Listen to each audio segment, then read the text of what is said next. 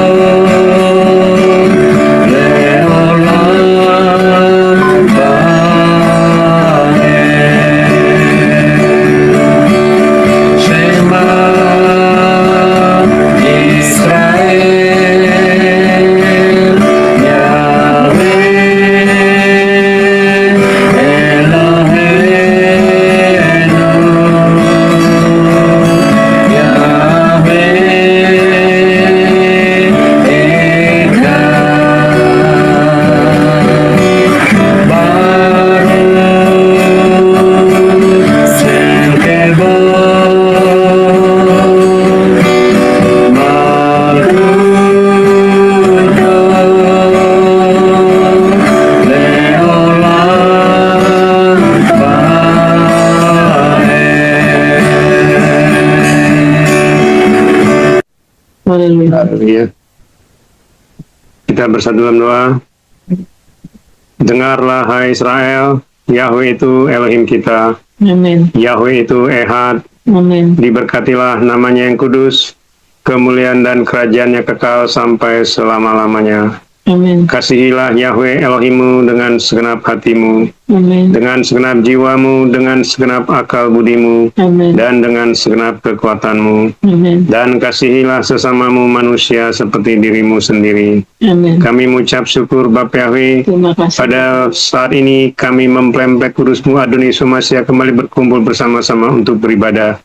Khususnya pada saat ini Bapa Yahweh kami mengucap syukur Engkau yang sudah menyertai, memimpin, memberkati pelayanan YH Ministry Bapa Yahweh, di mana hari ini pada tanggal 3 Februari tahun 2026 YH Ministry genap berusia 2 tahun Bapa Yahweh.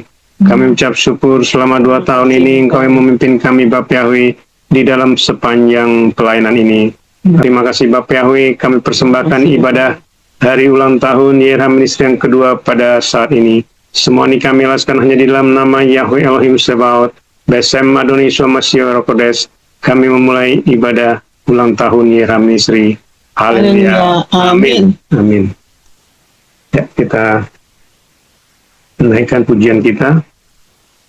Lagu pujian terima kasih Bapak Yahweh.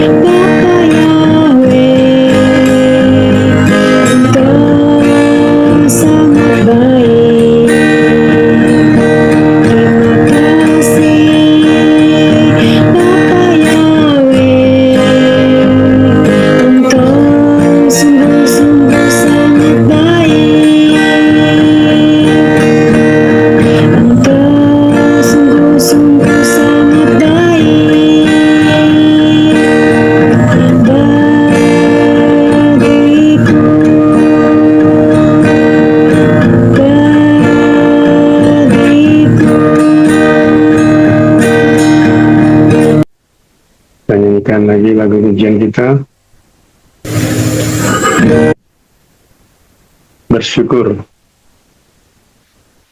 Ya, kita menaikkan pujian kita bersyukur.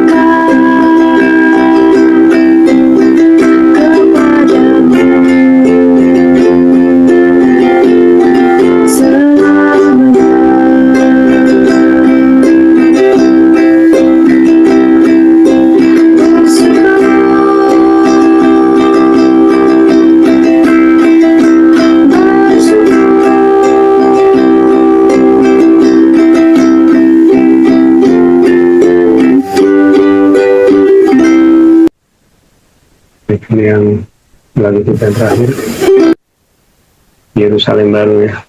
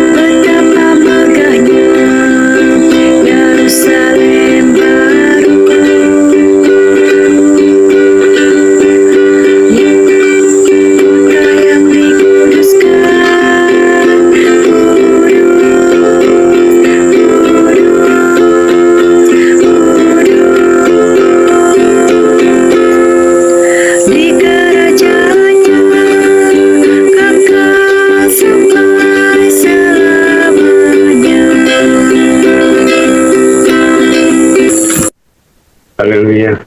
Haleluya. Ya, kita masuk ke dapur Elohim ya. Habis dapur Elohim baru nanti kita perjamuan. Dapur Elohim di kitab Yeskiel 2 ayat 4 sampai 7. Kita akan baca sama-sama. Dan kepada anak-anak dari keturunan bangsa yang tegar tengkuk dan berhati batu ini, aku mengutus engkau, dan engkau harus mengatakan kepada mereka, Tuhan Yahweh berfirman. Dan mereka, apakah mereka mendengarkan atau apakah mereka mengabaikan? Sebab mereka adalah keturunan pemberontak. Tetapi mereka akan mengetahui bahwa seorang nabi ada di tengah-tengah mereka. Dan engkau, hai anak manusia, biarlah engkau tidak merasa takut terhadap mereka dan terhadap perkataan mereka. Biarlah engkau tidak merasa takut sekalipun onak dan duri ada padamu, bahkan sekalipun engkau berdiam di antara kalajengking. Biarlah engkau tidak merasa takut terhadap perkataan mereka, dan biarlah engkau tidak menjadi gentar terhadap wajah mereka, karena mereka adalah keturunan pemberontak. Dan engkau akan menyampaikan firman-Ku kepada mereka. Apakah mereka mau mendengarkan atau apakah mereka akan mengabaikan, karena mereka adalah pemberontak. Haleluya. Amin. Ya Bapak Ibu ya, ini adalah firman pada kita pada saat ini, pada ulang tahun YRH Ministry yang kedua ya. Ya, ini tadi dikatakan bahwasanya Bapak Yahweh itu mengutus ya Yeskiel ya, di sini mengutus Yeskiel ya, karena Yeskiel itu diutus kepada bangsa yang tegar tengkuk ya, itulah Bani Israel ya, bangsa yang tegar tengkuk. Sebenarnya Bani Israel ini adalah gambaran dunia juga ya, manusia-manusia dunia ini adalah sebenarnya manusia-manusia yang tegar tengkuk ya dan berhati batu ya. Maka dikatakan aku mengutus engkau ya. Jadi Bapak Yahweh itu mengutus Yeskiel ya, mengutus nabinya ya pada saat itu ya. Demikian juga pada saat ini juga ya, Bapak Yahweh Adoniswa Hamasya Ruach Kodes itu juga mengutus kita ya, untuk menyampaikan apa yang diberitahukan oleh Bapak Yahweh Adoniswa Hamasya Ruach Kodes dalam sepanjang kehidupan kita ya. Supaya apa? Supaya mereka mengetahui ya, apa yang mereka, apakah mereka mau mendengarkan atau mereka mau mengabaikan ya. Jadi setiap apa yang disampaikan oleh Bapak Yahweh itu nanti apakah mereka mendengarkan atau mereka mengabaikannya ya. Makanya dikatakan supaya mereka tahu ada seorang nabi di tengah-tengah mereka ya. Artinya supaya mereka juga tahu ya, saat ini juga bahwasanya YRHM ya, YRH Ministry itu juga diutus di tengah-tengah kita ya. Ya, kita juga ayat berikut dikatakan, hai engkau, hai anak manusia, engkau tidak merasa takut terhadap mereka, terhadap perkataan mereka ya. Sama seperti sekarang juga begitu ya. Banyak sekarang di luar sana juga banyak perkataan-perkataan yang ya istilahnya yang membuat kita kadang-kadang kita tidak berdaya ya. Maka dikatakan biarlah engkau tidak merasa takut sekalipun onak dan duri ada padamu, bahkan sekalipun engkau berdiam di antara kalajengking, engkau tidak merasa takut terhadap perkataan mereka. Ya, jadi seperti yang sering saya sampaikan ya, bahwasanya banyak di luar sana ya perkataan mereka itu seperti kalajengking ya, seperti onak duri ya. Artinya itu menyakiti kita juga ya, tanpa kita sadari ya, sebenarnya itu juga mengenai kita ya. Dan bahkan dikatakan biarlah engkau tidak menjadi gentar ya, supaya kita tetap setia ya, tidak gentar terhadap apa yang mereka lakukan kepada kita ya, meskipun mereka mengatakan kita ini adalah ya dibilanglah penyesat dan sebagainya ya. Maka dikatakan mereka-mereka itu adalah keturunan pemberontak ya. Jadi bisa dibayangkan ya, Bapak Yahweh itu sudah mengatakan kepada Yeskiel supaya Yeskiel tidak usah takut ya, karena mereka itulah keturunan pemberontak ya. Dan dikatakan juga, engkau akan menyampaikan firman-Ku kepada mereka. Apakah mereka mau mendengarkan atau apakah mereka akan mengabaikan? Karena mereka adalah pemberontak. Ya, itu tadi ya. Jadi supaya firman Bapa Yahweh Adoni Yeshua Mashiach Ruach Kodes senantiasa kita sampaikan ya kepada siapapun ya yang di luar sana. Dan saat ini ya kita mengucap syukur ya karena ada media online ya, media online yang kita sampaikan ya melalui media online. Jadi supaya dalam setiap firman yang kita sampaikan melalui media online itulah yang didengarkan oleh siapapun yang di luar sana ya. Jadi itu ya Bapak Ibu mempelai Adoni Yeshua Mashiach supaya kita mengerti bahwasanya Dafar Elohim yang selalu kita sampaikan baik di setiap Sabat maupun di setiap hari-hari besar ya. Begitu juga dalam setiap lagu pujian penyembahan yang kita sampaikan melalui media online itu didengar oleh banyak orang di luar sana ya. Kalau zaman dulu ya kita harus menyampaikannya kadang-kadang ya one by one namanya, satu persatu kita sampaikan. Jadi artinya ya itu butuh waktu yang sangat lama ya. Makanya kan mulai dari firman pertama ya sampai kepada sekarang ini itu kan butuh waktu yang sangat lama, ribuan tahun ya. Nah, padahal sekarang saja orang menyampaikan satu berita saja ya, jangankan menyampaikan firman ya, tetapi menyampaikan sesuatu saja, perkataan saja itu bisa menembus sampai miliaran orang ya, hanya dalam kurun waktu yang sangat singkat ya. Seperti ada, saya lupa itu ada lagu ya, lagu yang terkenal, itu bisa menembus 12 miliar ya, melihatnya di seluruh dunia ya, di media online ya. Nah, seperti itu ya Bapak Ibu ya. Jadi sekarang ini luar biasa ya, sama seperti kita juga ya, nanti kita akan lihat ya, bagaimana perkembangan YH Ministry selama 2 tahun ini ya. Jadi itu ya Bapak Ibu, mempelai Adoni Yeshua Mashiach itu ada Dafar Elohim bagi kita ya pada ulang tahun yang kedua YH Ministry ya, dari Yeskiel 2 ayat 4 sampai 7 tadi ya. Itulah firman dari Bapak Yahweh kepada kita mempelai Kudus Adoni Yeshua Mashiach di YH Ministry. Bapak yang memberkati kita selalu ya. Haleluya, amin. Ya, kita akan lihat highlight ya, singkat dari Ministry ya. Ini kita banyak dasar-dasar firman yang kita pakai ya. YH Ministry itu didirikan oleh YH Ehad ya. Dan Gembala Sinode pusat kita adalah YH Ehad ya. Gembala cabangnya itu adalah saya. Berdiri hari Sabat ya, tanggal 3 Februari tahun 2024. Itu tanggal Ibraninya pas 24 Sefat tahun 5784 pada saat itu ya. Seperti hari ini itu masuk di tanggal 16 Sefat ya. Tanggal 3 Februari menurut harinya penanggalan Ibrani ya. Karena penanggalan Ibrani perubahan hari itu di jam 6 sore ke atas ya. Nah, ini tempat ibadah awal kita adalah di rumah ya.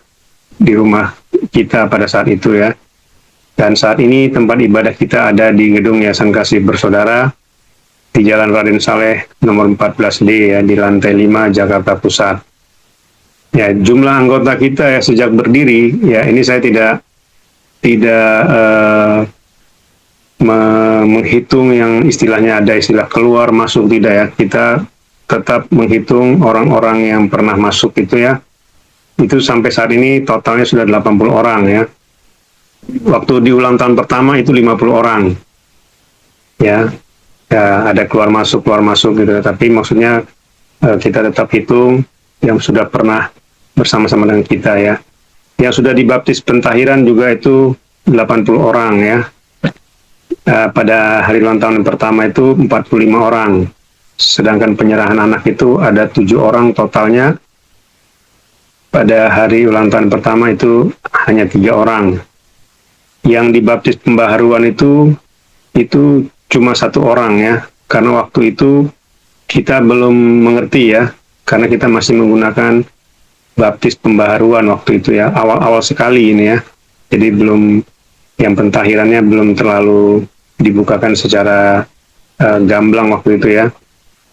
Lalu kita memiliki total anggota keluarga ya sampai dengan hari ini ya, itu kurang lebih 155 orang ya total ya. Nah, di yang pertama itu 150 ya. Kalau yang ini kita kurangi ya, maksudnya jadi yang 150 yang pertama itu kan otomatis kan keluarganya kan tidak ini sebenarnya kan tidak terlalu kita hitung ya, karena yang kita hitung kan misalnya yang pentahiran atau yang mempelainya ya.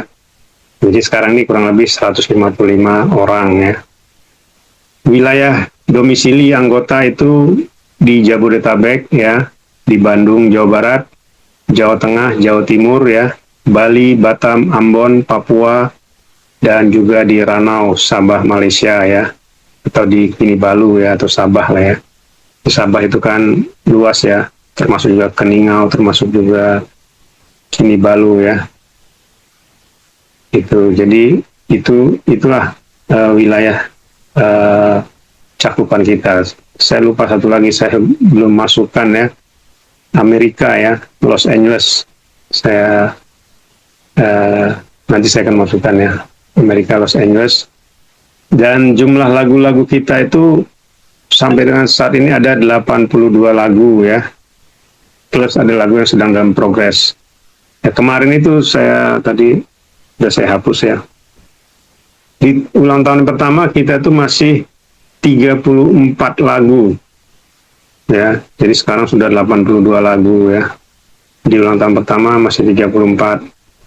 Jadi ya inilah sepintas ya highlight sejarah singkat dari Ilham Ministry dalam 2 tahun ini ya.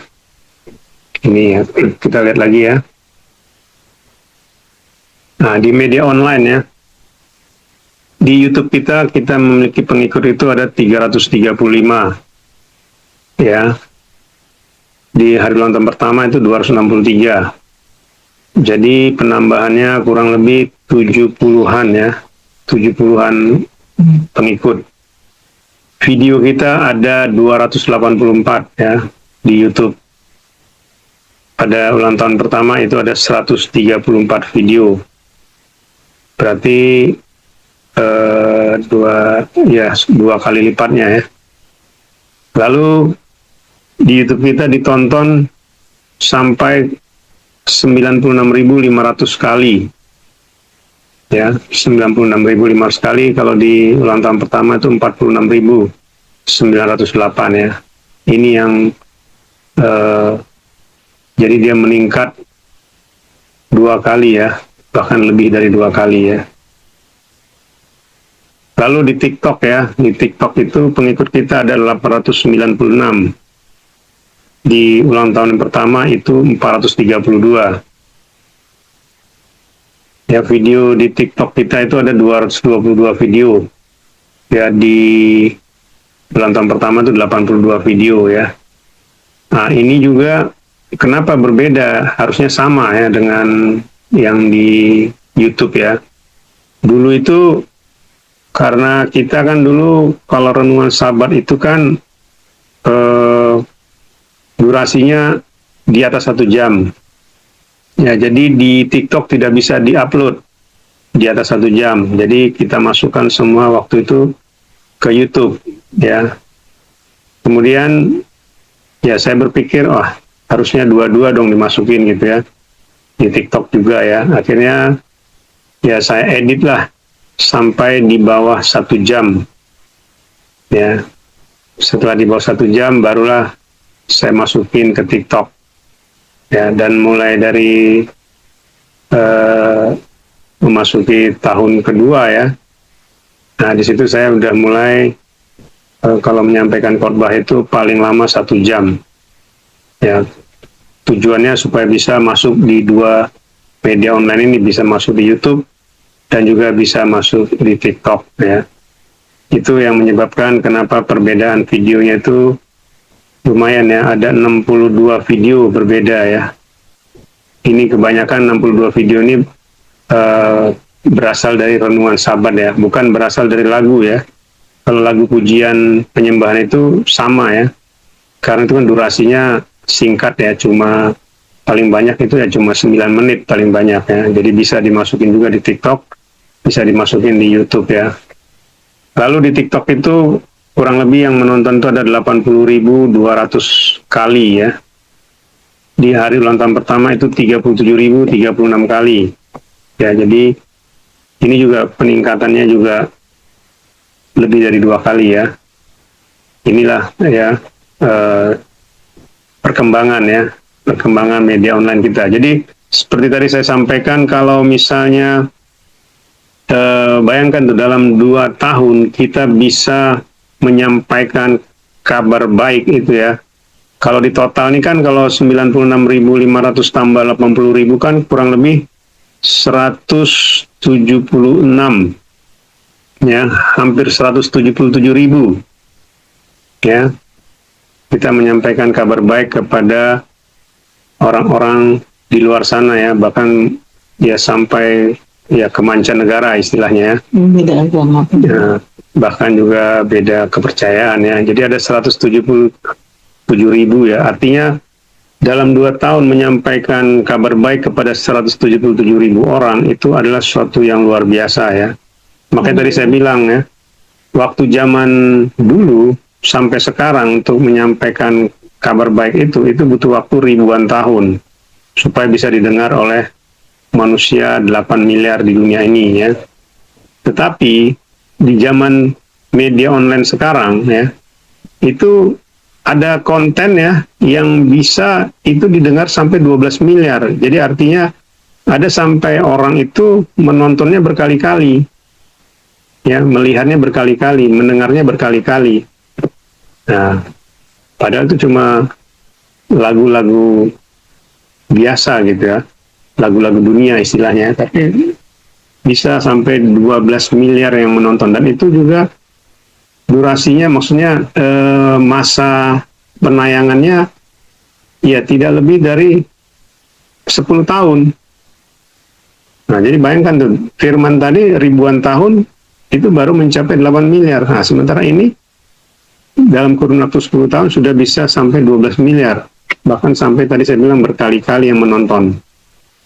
Ya, itu ya Bapak Ibu. Itulah perbedaannya, makanya kita bersyukur ya di zaman akhir ini kabar baik itu disampaikan melalui media online yang sangat luar biasa ya, sangat cepat, bisa menjangkau miliaran manusia ya dalam waktu singkat ya. Itu highlight dari perjalanan IH Ministry ya. Kita lihat lagi ya apa-apa saja. Nah, ini ya, kita memiliki visi misi, hierarki samaim dan latar belakang ya. Ini yang selalu saya sampaikan di awal-awal ya. Kita memiliki visi itu adalah masuk ke surga tanpa mengalami kematian. Kita memiliki pelayanan kantor pusat itu di Samaim, Yerusalem Baru, dan kita memiliki Gembala Agung Sinode Pusat kita, YH Ehad. Ini selalu saya sampaikan setiap renungan Sabat. Ini ya hierarki Samaim ya. Ini juga awal-awal saya menyampaikan ini, tapi akhir-akhir ini saya tidak menyampaikan lagi karena terlalu panjang tadi seperti saya sampaikan. Kalau ini semua dimasukkan ya itu bisa lebih dari 1 jam ya. Tapi karena saya pangkas, akhirnya semuanya di bawah 1 jam ya. Ini ada 5 hal ya di tahta, itu ya: metrai, perjamuan, urapan kudus, Holy Family, keluarga kudus, dan juga hidup di Samaim. Ini ya hierarki malaikat Samaim, ada malaikat tahta, malaikat kekuatan, malaikat penghulu, dan malaikat-malaikat ya. Ini juga ya, ini seperti yang pernah saya sampaikan. Jadi YH Ehad itu sudah menetapkan mempelai kudusnya ya sejak sebelum permulaan dunia ya, kita untuk di rapture ya. dengan tubuh kemuliaan. Ya, baru nanti ada yang namanya para nabi, para rasul, para undangan ya. Ini disebut dengan kasih karunia ya. Mereka percaya akan pengorbanannya. Nah ini kalau kita lihat inilah tahta ya. Tahta itu istilah mempelainya ya. Mempelai kudusnya. Di tahta ini juga seperti kemarin saya sampaikan ya, ada 12 tahta ya yang akan bersama-sama dengan Yerhaehad, bersama-sama dengan Adonai Yeshua Mashiach. Kalau nabi, rasul dan undangan itu ada di luar tahta ya. Itu bedanya ya Bapak Ibu supaya kita mengerti ya. Hierarki dari mempelai Adonai Yeshua Mashiach di tahta. Nah ini juga ya. Tadi kita sudah lihat hierarki malaikat di Samaim, malaikat tahta, malaikat kekuatan, malaikat penghulu, dan malaikat-malaikat. Nah, di dalam alam roh juga, ya ada juga hierarkinya. Itu disebut dengan penguasa-penguasa. Ada Lucifer, naga, Satan, ya. Ada otoritas-otoritas, dewa-dewa, Baal, ya, HBS, Hilal, Ben Sahar. Ada penghulu-penghulu malaikat jahat, ya. Beelzebul, Legion, dan sebagainya. Roh-roh jahat ini banyak sekali ya. Roh-roh yang menyerupai orang-orang yang sudah mati. Inilah hierarki di Samaim dan di alam roh. Nah, ini kita lihat ada pertarungan di alam roh. Makanya penguasa-penguasa di udara itulah disebut dengan roh-roh agamawi ya. Roh-roh anti Hamasyah. Roh-roh kekacauan, roh-roh pemecah belah itu ada di level penguasa. Sementara otoritas-otoritas di alam roh itulah disebut dengan roh-roh peperangan ya, kekuasaan, politik, ekonomi, sosial, budaya. Lalu ada namanya roh-roh sakit penyakit, itu ada di otoritas. Roh-roh susu coklat ya, terorisme dan lain-lain. Lalu penghulu-penghulu itu adalah banyak ya, seperti roh percabulan, perjinahan, perceraian. Itu ada di tingkatan penghulu ya. Roh santet, pelet, guna-guna, ilmu hitam, ilmu putih. Itu ada di penghulu ya. Dan yang paling bawah itu adalah roh-roh jahat ya. Seperti roh-roh kesurupan ya. Orang-orang yang indigo ya. Makhluk halus ya. Itu semua adalah roh-roh jahat ya. Yang tingkatannya di bawah ya.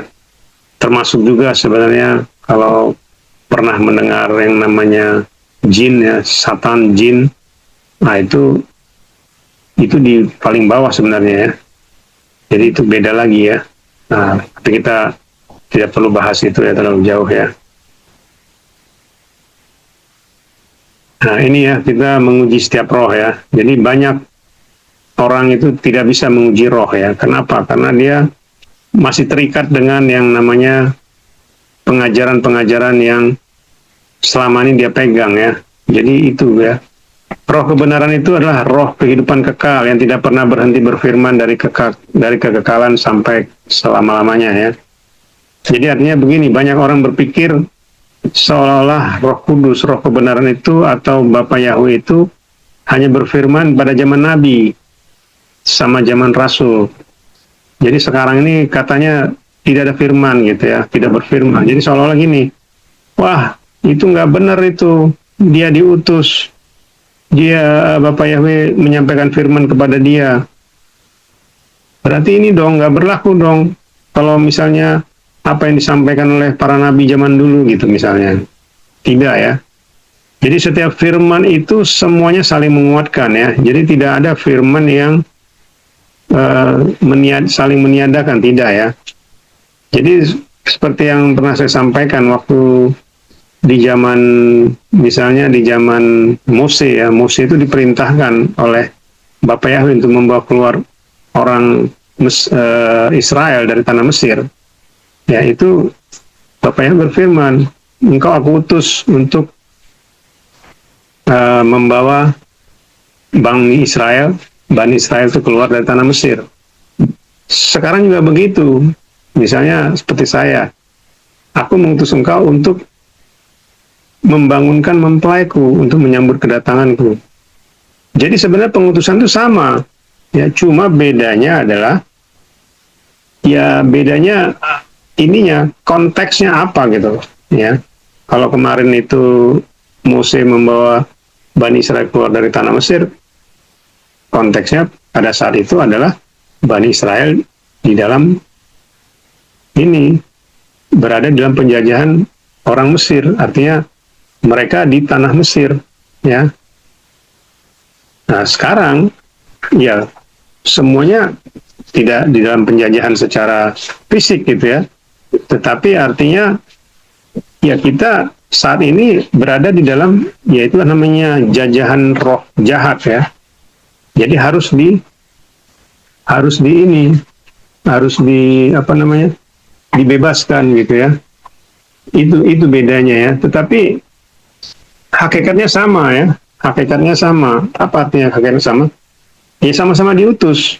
Zaman dahulu Mose diutus untuk membawa Bani Israel keluar dari tanah Mesir, sementara sekarang ya kita diutus, saya diutus untuk membangunkan mempelainya, untuk menyambut kedatangannya. Itu bedanya ya.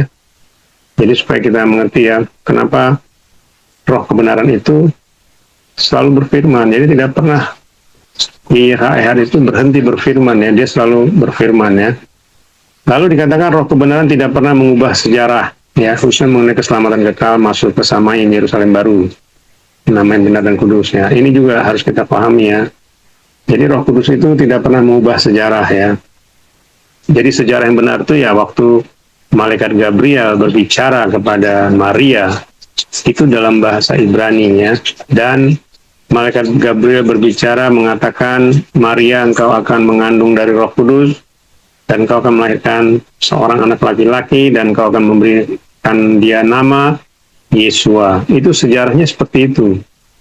Sejarah yang benar itu seperti itu ya. Tidak ada sejarah yang lain ya. Ya, ini yang banyak orang tidak mengerti ya.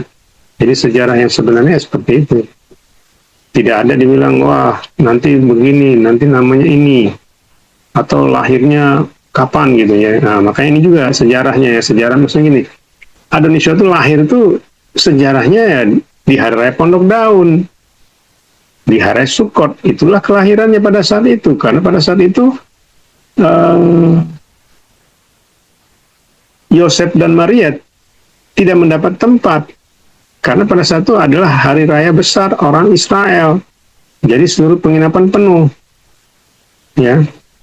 Tidak ada hari raya di luar 7 hari raya ini yang membuat seluruh orang Israel itu turun dari seluruh dunia masuk ke Yerusalem, ke Bethlehem, ke mana-mana ya di Israel ya. Inilah sejarah yang benar itu seperti itu ya. Jadi tidak pernah Adonis itu lahir di hari yang biasa ya, bukan hari raya besar, tidak ya. Adonis itu lahir di hari raya besar pada saat hari raya Pondok Daun. Dan dia mati di hari raya Paskah ya. Dia bangkit di hari raya Buah Sulung ya. Dan itulah semua sejarah-sejarah yang benar ya. Lalu dikatakan roh kebenaran menyingkapkan keselamatan kekal kepada orang yang dipilih, sebagaimana Yahweh Yeshua menyingkapkannya kepada orang tersebut ya. Ini yang selalu kita sampaikan ya. Jadi Bapak Yahweh itu menyingkapkan kebenaran ya, termasuk Adoniswa, Amasya, menyingkapkan kebenaran kepada orang dipilih. Jadi kalau orang-orang itu tidak dipilih, ya tidak akan ada kebenaran ya disampaikan ya.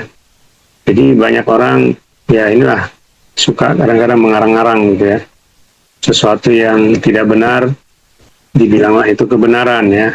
Nah ini harus kita pahami ya. Lalu dikatakan juga roh kebenaran memiliki kuasa Elohim yang dahsyat ya. Ini juga harus kita pahami ya. Jadi roh kebenaran itu benar, ada kuasa yang dahsyat ya, seperti kuasa membangkitkan orang mati ya, mencelihkan mata orang buta ya, terus yang lumpuh berjalan ya, yang tuli mendengar ya, yang sakit disembuhkan ya, bahkan yang koma juga dibangkitkan ya. Ini kuasa tadi ya. Jadi tidak semua orang memiliki kuasa ya, tapi kuasa yang benar-benar dari sama itulah membangkitkan orang mati ya. Satan tidak bisa membangkitkan orang mati ya. Iblis atau Satan atau fallen angel tidak bisa membangkitkan orang mati. Ini harus dipahami ya.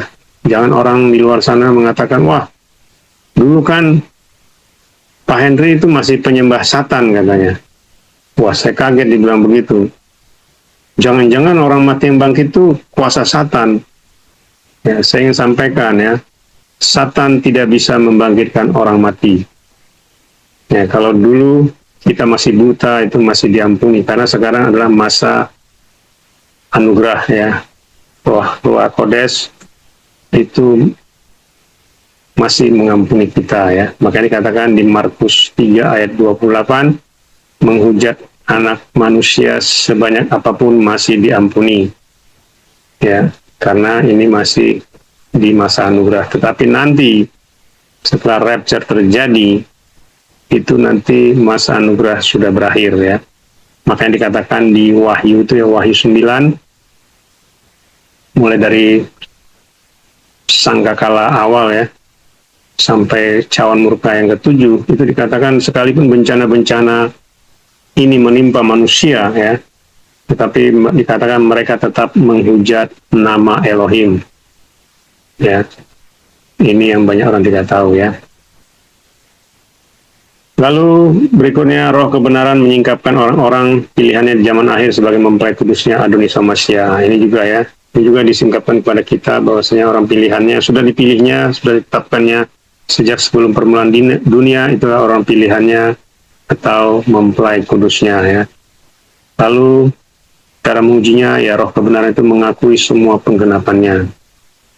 Ya, jadi semua penggenapan Adonis Hamasya itu harus diakui, harus diucapkan ya.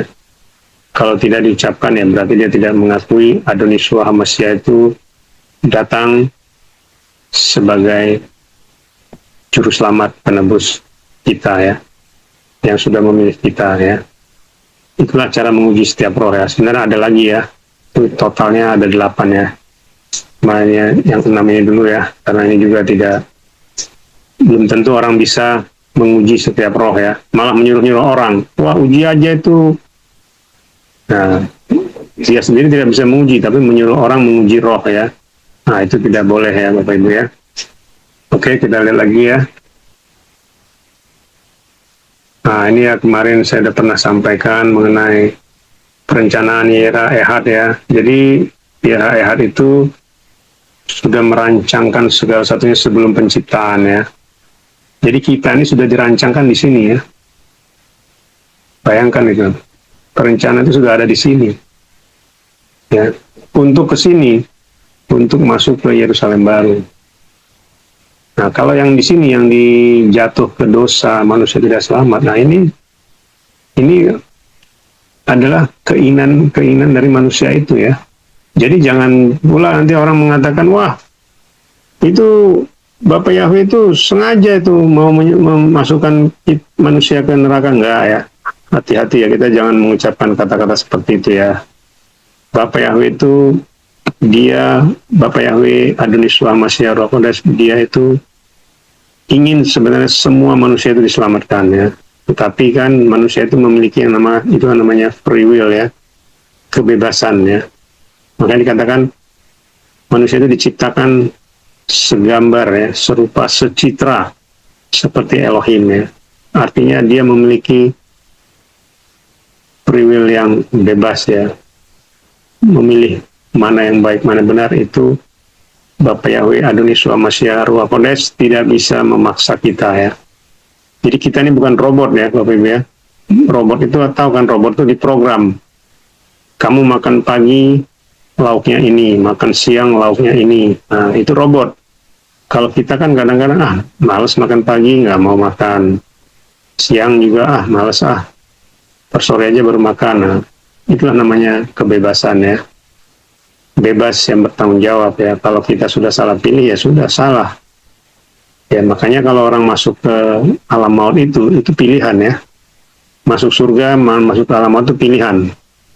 Bukan karena Bapak Yahweh yang menginginkan, bukan ya, tapi itu adalah pilihan ya. Inilah ya perencanaan Yera Ehad ini yang saya pernah buat ya. Ini Israel, ini nanti 144.000 ya, masuk ke 1.000 tahun. Tapi mereka tidak di rapture, beda ya.